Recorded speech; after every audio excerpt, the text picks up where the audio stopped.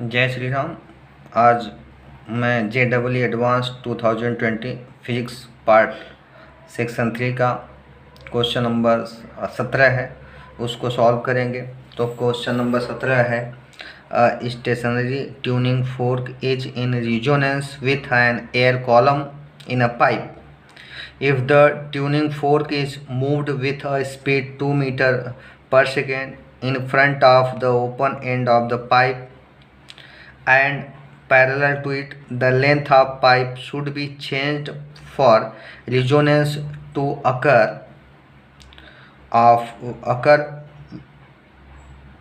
with the moving tuning fork. If the speed of sound in air is 320 meter per second, the smallest value of the percentage change required in the length of pipe is, ये find करना है।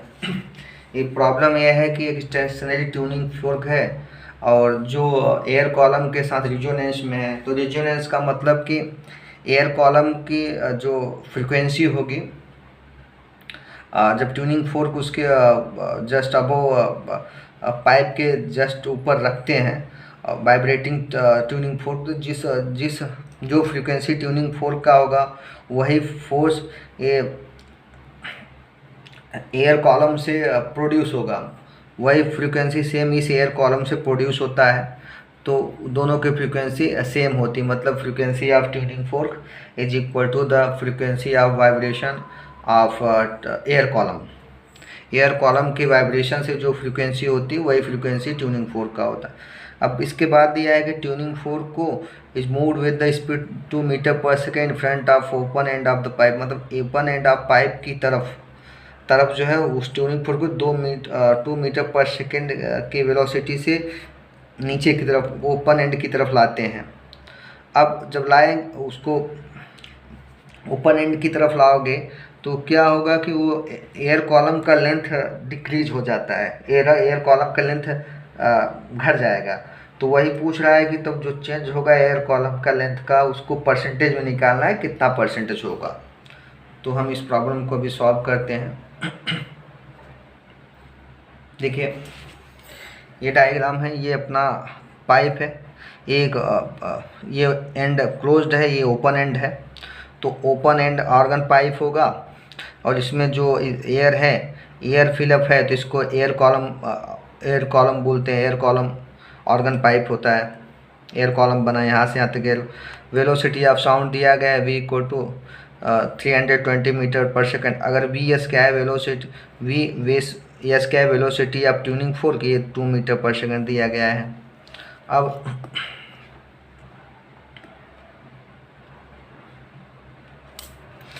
Let capital L is the length of air column in a pipe, मतलब capital L क्या है, air column का length है, मतलब कि जहाँ तक एयर भरा हुआ है पाइप में, मतलब कि जहाँ तक जिस लेंथ तक एयर पाइप में है उसको लेंथ ऑफ एयर कॉलम बोलते हैं। और pipe is open at one end है।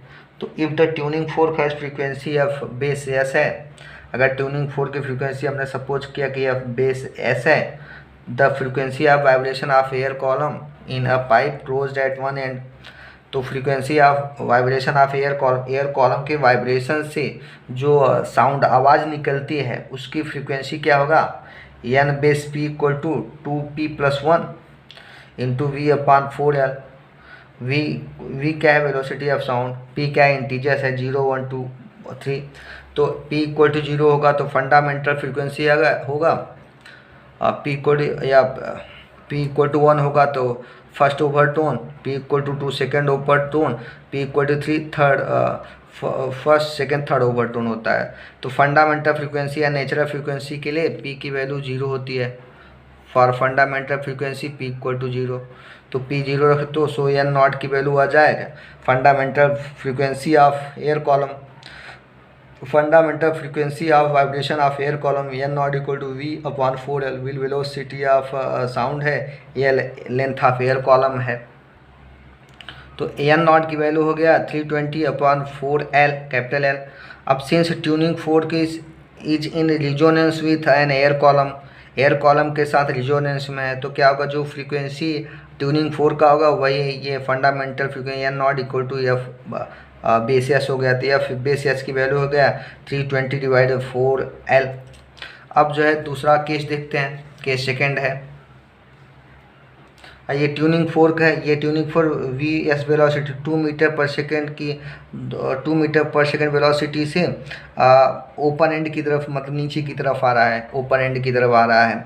जब ऊपर से नीचे की तरफ आएगा तो एयर कॉलम का लेंथ जो है घट जाता है। अब इसको सॉल्व करने के लिए हम डॉपलर इफेक्ट अप्लाई करेंगे, Doppler effect in sound. When tuning fork moves with velocity v base s with v base s towards the close end of the pipe, then sound wave also moves towards the close end of the pipe। जैसे ये tuning fork जैसे ही नीचे की तरफ आएगा तो sound wave भी नीचे की तरफ चलेगा। मतलब दोनों जो है ये अपना ट्यूनिंग फोर्क और साउंड वेव दोनों एक ही डायरेक्शन में चल रहे हैं, दोनों एक ही दिशा में चल रहे हैं। अब let air dash is the length of air column in the pipe open at one end, मतलब कि अब नया लेंथ क्या है एयर कॉलम का, जब वो 2 मीटर पर सेकेंड के वेलोसिटी से ओपन एंड की तरफ आ रहा है तो एयर डैश सपोज किया। अब डॉपलर इफेक्ट का यूज होगा इसमें। डॉपलर इफेक्ट, तो डॉपलर इफेक्ट क्या होता है कि जब सोर्स ऑफ साउंड और ऑब्जर्वर के बीच में रिलेटिव मोशन होता है दोनों के बीच में, तो द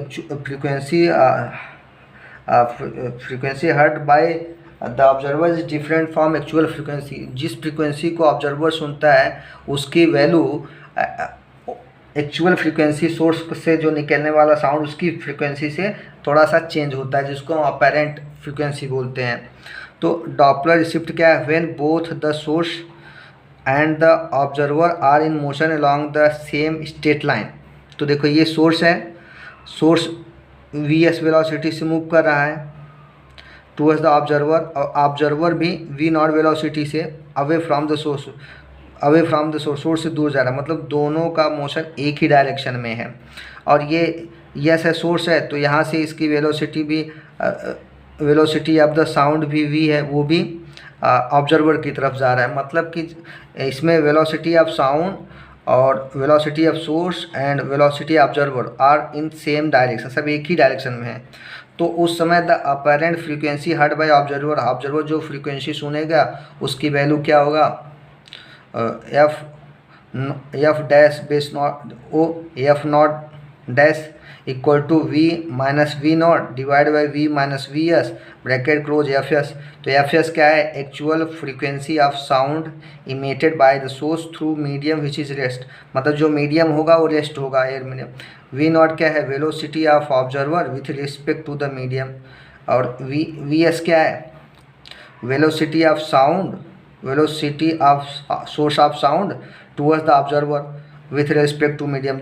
जिस सोर्स से साउंड निकलता है उस सोर्स का वेलोसिटी है। वी क्या है, velocity of sound through the medium which is at rest पे है। अब देखिए सिंस अब क्या है कि tuning fork moves towards the open end of the pipe. Tuning fork move कर रहा है with velocity 2 metre per second है, तो वी बेस एस की वैल्यू हो जाए, velocity of source of sound 2 metre per second है, और वी नॉट ऑब्जर्वर जो है रेस्ट पे है, वी नॉट इक्वल टू 0, क्योंकि वेलोसिटी ऑफ ऑब्जर्वर 0 है, क्योंकि ऑब्जर्वर रेस्ट पोजीशन पे मूव नहीं कर रहा है। Velocity of sound 320 metre per second है, वेलोसिटी ऑफ साउंड हो गया। अब इसके बाद hence apparent frequency heard by observer क्या होगा, f dash naught equal to f not dash equal to v minus v naught की वैल्यू 0 था, -0 upon we minus v s की वैल्यू 2 था, वी माइनस 2 ब्रैकेट खोलो एफ एस आ गया। तो एफ नॉट डैश की वैल्यू होगा V upon we minus 2 bracket close F S. तो एफ नॉट डैश हो गया, वी की वैल्यू 320 था, divide by 320 minus 2 bracket close into F S. ये हो गया 320 अपॉन 318 इंटू एफ एस, तो equal to 320 upon 318 into F S. अब let new length of air column is L dash, new length column का length l dash है। अब which produce the frequency equal to f not dash, मतलब जब अब नया length l dash हो जाता है तो उतना ही फ्रीक्वेंसी प्रोड्यूस करेगा जितना कि ये एफ नॉट डैश के बराबर होना चाहिए। तो एफ नॉट डैश की वैल्यू होगा V/4L डैश। V/4L, वी क्या है, वेलोसिटी ऑफ साउंड। तो इसका वही फार्मूला यूज करेंगे,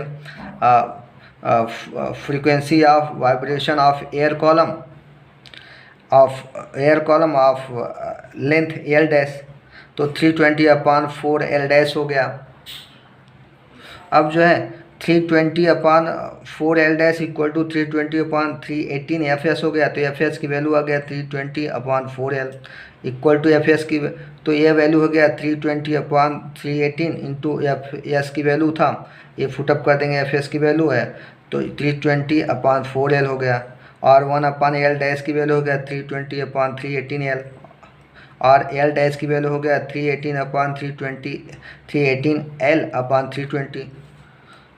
तो so decrease in length of air column कितना होगा? अभी पहले लेंथ एल था, अभी जब 2 मीटर पर सेकेंड वेलोसिटी से मूव किया टुवर्ड्स द ओपन एंड की तरफ, तो नया एयर कॉलम का लेंथ एल डैश हो जाता है।